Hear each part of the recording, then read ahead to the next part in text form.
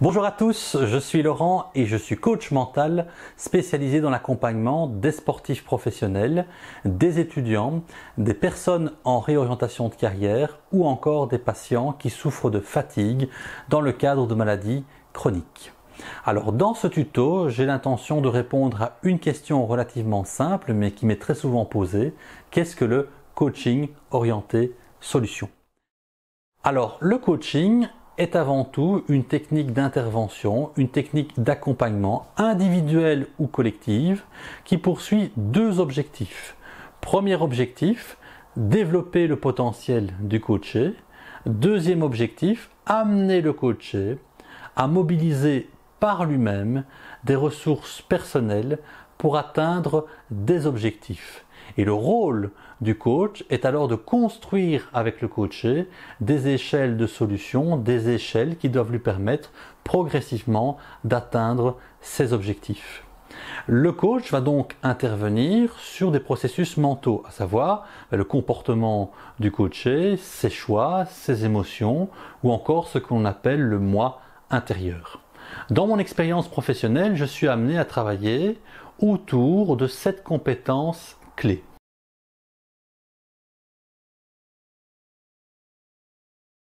Première compétence clé, c'est la notion d'action, la capacité d'action. Amener le coaché à mettre le focus, à se centrer à un moment donné, ici et maintenant, sur une action très précise au lieu de se disperser. C'est un champ d'investigation évidemment particulièrement intéressant avec les sportifs professionnels. Deuxième champ d'investigation, c'est la notion d'émotion. Parvenir à gérer ses émotions, à utiliser ses émotions au lieu de les subir. Troisième axe de travail, c'est cette capacité de progression. Mettre le coaché en progression. Donc l'amener à se projeter sur du moyen, voire du long terme, au lieu de mettre le focus sur quelque chose à court terme. Quatrième axe de travail, c'est la notion de challenge. Transformer les incertitudes, les doutes en défis. Voilà en tout cas un bel objectif, de nouveau avec les étudiants ou encore avec les sportifs.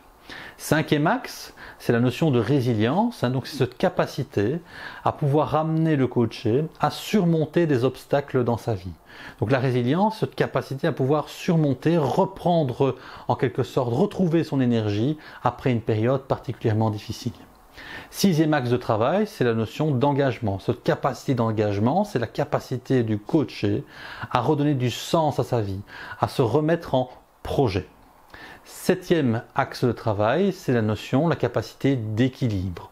Autrement dit, ici je vise particulièrement les coachés qui connaissent une période de déséquilibre émotionnel, un déséquilibre entre la vie professionnelle et la vie privée, un déséquilibre entre son physique et son mental, etc. Et le rôle du coach est de nouveau de construire avec le coaché un équilibre, un nouvel équilibre qui lui permet d'atteindre à nouveau ce que l'on va appeler le flow. Le flow, c'est cet état de plénitude, c'est cette sensation où le mental se confond avec le physique. Vous aurez donc deviné que le dénominateur commun de mon intervention, c'est la solution. Donc je recherche avec le coaché des solutions à travers ce qu'on appelle une échelle orientée solution, une échelle graduée qui permet semaine après semaine au coaché d'atteindre des mini-objectifs grâce à un plan d'action. Alors, si vous êtes sensibilisé à ce que je viens de dire, je vous invite vivement à consulter les vidéos suivantes, consacrées finalement à votre champ d'investigation, et vous parviendrez, vous découvrirez en tout cas des choses très personnelles qui vous permettront de retrouver un équilibre. Voici qui termine notre vidéo. N'hésitez pas à vous abonner à notre chaîne YouTube en appuyant sur ce bouton ou encore en likant notre vidéo. Un grand merci à tous et je vous souhaite une excellente route.